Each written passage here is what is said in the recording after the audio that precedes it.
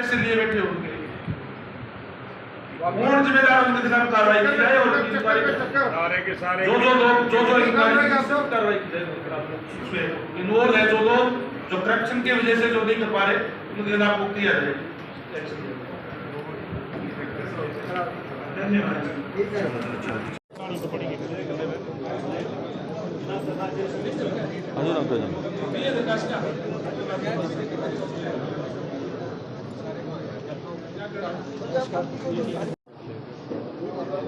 हाँ जी बताइए।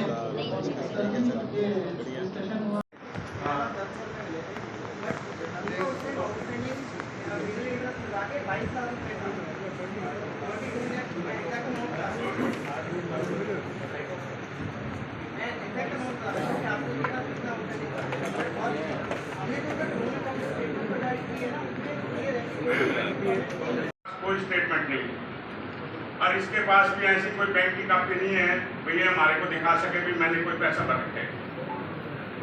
इस बैंक वालों को एक ही बात कही है हमने, स्टेटमेंट ले आके दिखाओ हमारे को पहले, उसके बाद हमारा पेटा भरना। और ये कहता है जो पैसे भरे। आज कितने मुद्दे आए और कितने सुलझाए गए मौके पर? आज ग्रीवेंसेस कमेटी करनाल की मीटिंग थी। जैसे आपको पता है कि हर महीने ये मीटिंग होती है।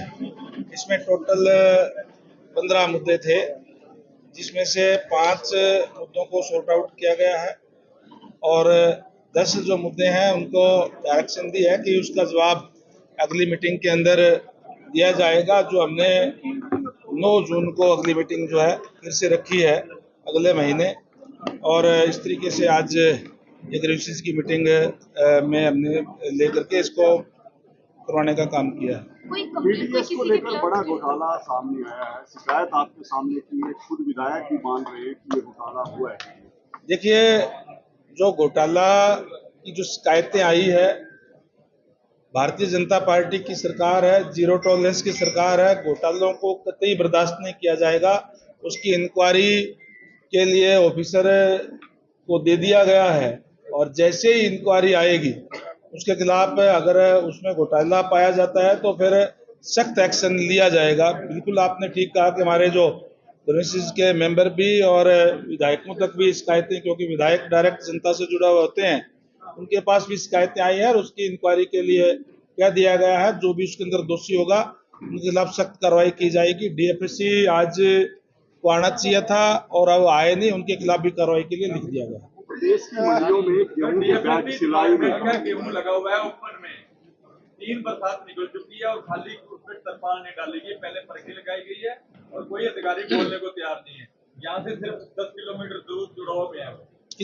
किसकी गेहूं? डीएफएससी। अगर इस टाइप की कोई बात होगी तो जरूर डीसी साहब और प्रशासन यहाँ बैठा है, उससे संज्ञान लेकर के उनके खिलाफ कार्रवाई की जाएगी। जो भी होगा या उचित कदम उसका उठाया जाएगा।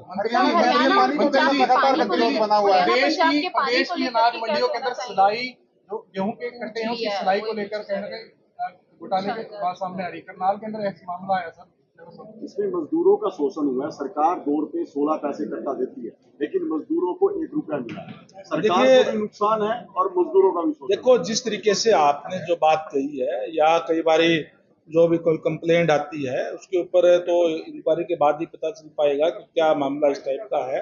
ये लोकल आपकी यहाँ की कोई आप बात कर रहे हैं, मेरे सामने ऐसी कोई बात आई नहीं है। अगर कोई आएगी, अगर उसकी, तो निश्चित रूप से जैसे मैंने पहले कहा कि हमें भ्रष्टाचार को कतई बर्दाश्त नहीं करेंगे, उसके खिलाफ एक्शन लिया जाएगा। हरियाणा और पंजाब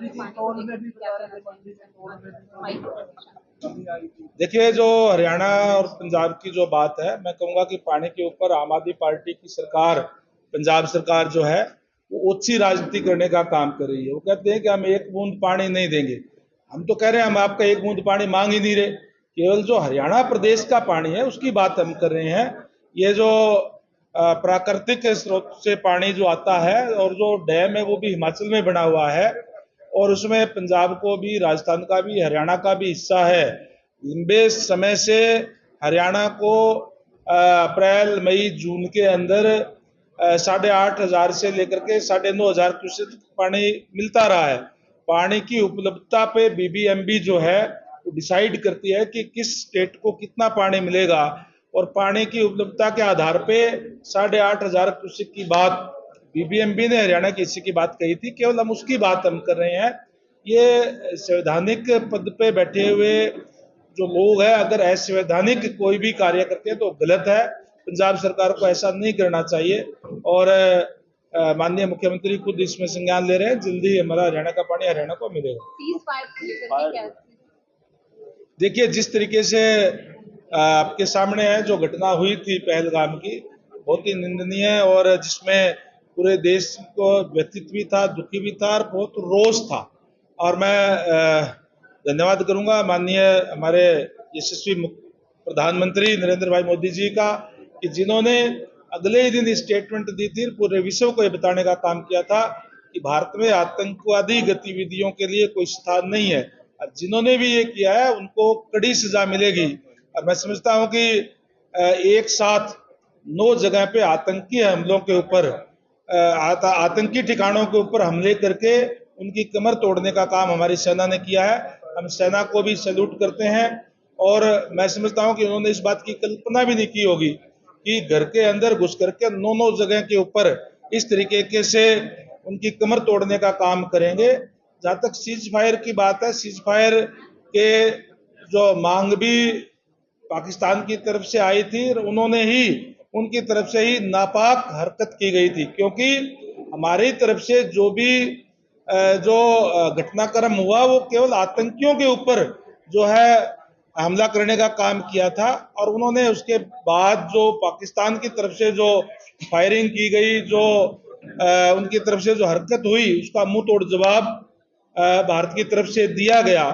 और उसके बाद भी उन्होंने जो उल्लंघन किया था, मैं समझता हूं कि आज जो बातचीत के बाद में उनका हो गया। अगर फिर भी अगर उनकी तरफ से कोई हरकत की जाएगी तो हमारी सेना तैयार है उनका मुंह तोड़ जवाब देने के लिए। मंत्री जी, करनाल आईटीआई चौक पे दोनों साइड स्लिपवे नहीं है, जिसमें काफी परेशानी आ रही है। 3 हॉस्पिटल है सरकारी, क्या नहीं है? स्लिपवे बनना था कि स्लिपवे नहीं बना रहे। देखिए, लोकल इशू है, ये मेरे संज्ञान में नहीं है। अगर कोई ऐसा होगा तो जरूर वो करवाया जाएगा डिपार्टमेंट की तरफ से। सड़कों को लेकर क्या कुछ विभाग करने जा रहा है कि कई सड़कें हैं प्रदेश भर में जो कंडम है, उनको लेकर क्या नहीं? हरियाणा प्रदेश के अंदर टोटल लगभग 50,000 किलोमीटर की रोड है, जिसमें NHI भी है और हमारी स्टेट हाईवे और PWD के जो विभाग की है, जिसमें से 30,664 किलोमीटर की जो रोड है वो PWD जिसका देखरेख करने का काम करता है। जो 14,300 किलोमीटर की रोड हमारी DLP पीरियड के अंदर है। तो अधिकारियों को हमने सख्ती से निर्देश दे दिए हैं कि 15 जून तक अगर कोई DLP पीरियड की जो भी रोड है उसके अंदर अगर कोई कमी है तो उस एजेंसी से ठीक करवाने का काम करें। 6,500 किलोमीटर पर हमारे पहले एक जो है वो काम चल रहे हैं, काफी सारे उसके अंदर पूरे हो गए और अभी हमारे जो है चल रहे हैं। और लगभग 6,000 किलोमीटर ऐसी रोड है जो पुअर कंडीशन के अंदर है, जिनके हमने एस्टिमेट बन गए हैं और टेंडर भी कई उसके अंदर जो प्रोसेस के अंदर है, जो इस साल के अंत तक उसको कंप्लीट दोबारा कारपेट जो है करके ठीक कर दिया जाएगा। और जहां जहां भी कोई पैच वर्क है या कहीं भी कोई दिक्कत परेशानी है तो उसके अंदर भी हमने कह दिया है कि 15 जून तक बिल्कुल रोड हमारी ठीक होनी चाहिए, क्वालिटी का काम होना चाहिए। हमने क्वालिटी के साथ हम कोई भी समझौता नहीं करेंगे, ये हमने पहले ही दिशा निर्देश दे दिए हैं। कोई भी एजेंसी अगर DLP पीरियड के अंदर अगर ठीक नहीं करेगी तो उस एजेंसी के खिलाफ भी कार्रवाई की जाएगी। और अधिकारियों को भी सख्ती से कह दिया है कि उस पर निगरानी रखे और कोई दिक्कत परेशानी किसी भी तरीके की रोड के मामले में नहीं होनी चाहिए। हम अच्छा इंफ्रास्ट्रक्चर देने का काम करेंगे। 5,000 किलोमीटर की हमारी ऐसी रोड है जो ठीक है, अच्छी कंडीशन के अंदर है। मैं समझता हूं कि हमारी 15 जून के बाद में जो कहीं कोई जहाँ खड्डे हैं, कोई दिक्कत है, वो सारे भर करके अच्छी क्वालिटी से हम ठीक करवा करके और अच्छा इंफ्रास्ट्रक्चर देने का काम जो प्रदेश के लोगों को करेंगे।